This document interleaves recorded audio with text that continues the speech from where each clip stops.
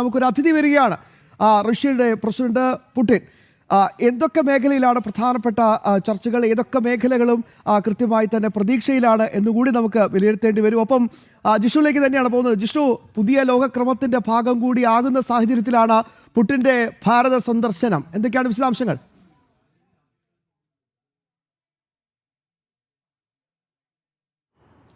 ശ്യാമ, നാളെ ഉച്ചയ്ക്ക് ശേഷമായിരിക്കും റഷ്യൻ പ്രസിഡന്റ് വ്ളാഡിമിർ പുടിൻ ഡൽഹിയിലേക്ക് എത്തുക. ഭാരതം റഷ്യ വാർഷിക ഉച്ചകോടിക്കായിട്ടാണ് പുടിൻ എത്തുന്നത്. 2000 മുതൽ ഭാരതവും റഷ്യയും തമ്മിൽ ഇത്തരത്തിൽ വാർഷിക ഉച്ചകോടി കൃത്യമായി തന്നെ നടക്കുകയും അതിൻ്റെ അടിസ്ഥാനത്തിൽ ഇരു രാജ്യങ്ങളും തമ്മിലുള്ള സഹകരണം മെച്ചപ്പെടുത്തുന്നുണ്ട്. ഈ ഒരു സന്ദർശനത്തിൽ പ്രധാനമായും വ്യാപാര മേഖലയിൽ, പ്രത്യേകിച്ച് റഷ്യയിൽ നിന്നുള്ള എണ്ണ ഇറക്കുമതി, ഒപ്പം മറ്റ് വ്യാപാര മേഖലയിലെ കൃത്യമായിട്ടുള്ള കാര്യങ്ങൾ ഇരു രാജ്യങ്ങളും തമ്മിൽ ചർച്ച ചെയ്യും. ഒപ്പം ഏറ്റവും പ്രധാനം പ്രതിരോധ മേഖലയിൽ ഇരു രാജ്യങ്ങളും തമ്മിലുള്ള സഹകരണം കൂടുതൽ ഊഷ്മളമാക്കുന്നതിനുള്ള നിർണായകമായിട്ടുള്ള ചർച്ചകളും ധാരണകളും ഉണ്ടാകും. ധാരണാപത്രത്തിൽ ഒപ്പുവെക്കുന്നത് ഉൾപ്പെടെ പിന്നീടാണ് എങ്കിൽ പോലും പ്രതിരോധ മേഖലയിൽ ഭാരതത്തിൻ്റെ ഭാഗത്തുനിന്ന് S-400 വ്യോമ പ്രതിരോധ സംവിധാനം റഷ്യയിൽ നിന്ന് കൂടുതൽ വാങ്ങുന്നതിന് ഇതിനോടകം തന്നെ ധാരണയായിട്ടുണ്ട്. ഒപ്പം അത്യാധുനിക യുദ്ധവിമാനങ്ങൾ ഉൾപ്പെടെ പ്രതിരോധ മേഖലയിൽ ഇരു രാജ്യങ്ങളും തമ്മിലുള്ള സഹകരണം മെച്ചപ്പെടുത്താനുള്ള ചർച്ചകളുണ്ടാകും. അത്തരത്തിൽ വിവിധ മേഖലകളിൽ സഹകരണം കൂടുതൽ ഊഷ്മളമാക്കുന്ന ചർച്ചകൾ. അതോടൊപ്പം ശ്യാം സൂചിപ്പിച്ച ഏറ്റവും മറ്റൊരു പ്രധാനപ്പെട്ട കാര്യം, ലോകരാഷ്ട്രീയത്തിൻ്റെ സമവാക്യങ്ങൾ മാറുകയാണ്. നേരത്തെ അമേരിക്കയും ചൈന അച്ചുതണ്ട് ഈ രണ്ട് രാജ്യങ്ങൾ മാത്രമായിരുന്നു ലോകരാഷ്ട്രീയത്തെ നിയന്ത്രിച്ചതെങ്കിൽ ഇന്ന് അതിനപ്പുറത്തേക്കൊരു വലിയ സാമ്പത്തിക സൈനിക ശക്തിയായി ലോകരാഷ്ട്രീയത്തിന് മുൻപിൽ തീരുമാനങ്ങൾ പറയാനും അത് മുഴുവൻ ലോകരാജ്യങ്ങളും അംഗീകരിക്കുന്ന തരത്തിലൊരു ശക്തിയായി ഭാരതം മാറുന്നു. ആ ഭാരതത്തിനൊപ്പം നിൽക്കാൻ റഷ്യ ഉൾപ്പെടെയുള്ള രാജ്യങ്ങൾ തയ്യാറാകുന്നു. പ്രധാനമന്ത്രി നരേന്ദ്രമോദിയും റഷ്യൻ പ്രസിഡന്റ് വ്ളാഡിമിർ പുടിനും നേരത്തെ നടത്തിയിട്ടുള്ള ചർച്ചകളെല്ലാം തന്നെ പരിശോധിക്കുമ്പോൾ ഇരു രാജ്യങ്ങളും ഒരുമിച്ച് മുൻപോട്ട് പോകുന്നതിനും വളരെ കൃത്യമായി തീരുമാനങ്ങൾ കൈക്കൊള്ളാനുമുള്ള ചർച്ചകൾ നേരത്തെ നടത്തിയിട്ടുണ്ട്. അതുകൊണ്ട് തന്നെ ലോകരാഷ്ട്രീയ സമവാക്യങ്ങൾ മാറുന്നതിൻ്റെ ഭാഗമായി കൂടി ഈ രണ്ട് നേതാക്കൾ തമ്മിലുള്ള ചർച്ചകളെ നമുക്ക് നോക്കിക്കാണേണ്ടി വരും. ഒപ്പം റഷ്യ ഉക്രൈൻ സംഘർഷം ആരംഭിച്ചതിന് ശേഷം ആദ്യമായാണ് വ്ളാഡിമിർ പുടിൻ ഭാരതത്തിലെത്തുന്നത്.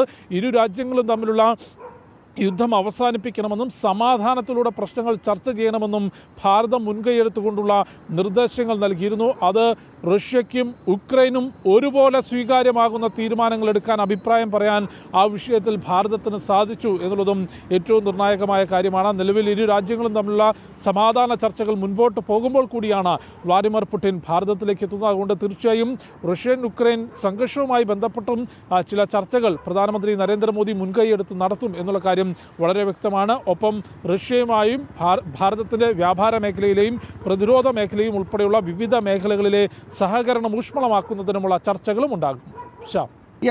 ഇവിടെ പ്രേക്ഷകരെ ഒന്ന് ആലോചിച്ച് നോക്കൂ. കുറച്ച് മാസങ്ങൾക്ക് മുമ്പ് പ്രധാനമന്ത്രി നരേന്ദ്രമോദിയും പുടിനുമായുള്ള ഒരു സ്നേഹ സംഭാഷണവും അവരൊരുമിച്ചുള്ള കാർ യാത്രയൊക്കെ പ്രിയപ്പെട്ട പ്രേക്ഷകർക്ക് ഓർമ്മയുണ്ടാവും.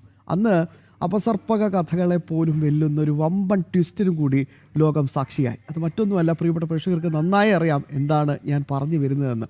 അന്ന് പ്രധാനമന്ത്രിയെ കാത്ത് ഏതാണ്ട് ഒരു 10 മിനിറ്റോളം പുടിൻ കാറിന് അടുത്ത് വെയിറ്റ് ചെയ്യുന്നൊരു കാഴ്ചയിൽ ലോകം കണ്ടു.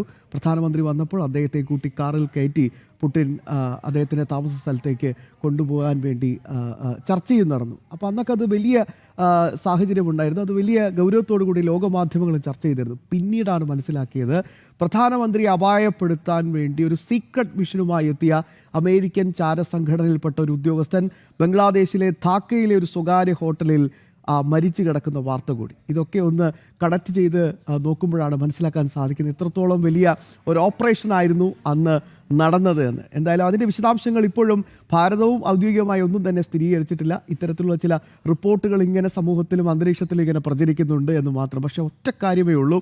ഒരാൾ ഒരിക്കൽ പറഞ്ഞു, പ്രധാനമന്ത്രിയുമായി വളരെ അടുപ്പമുള്ള ഒരു വ്യക്തി, ഗുജറാത്ത് സ്വദേശി തന്നെയായ ഒരു വ്യക്തി പറഞ്ഞു, ഞാൻ അന്നൊക്കെ മുഖ്യമന്ത്രിയായ സമയത്തൊക്കെ അദ്ദേഹത്തെ ഓടിച്ചെന്ന് പോയി കാണാനും ഇഷ്ടപ്പെടാനും അദ്ദേഹത്തിനോടൊപ്പം സമയം ചെലവഴിക്കാനൊക്കെ സാഹചര്യമുണ്ടായിരുന്നു. എനിക്കതിന് സ്വാതന്ത്ര്യമുണ്ടായിരുന്നു, ഇപ്പോഴുമുണ്ട്. പക്ഷേ ഇപ്പോൾ അങ്ങനെയല്ല.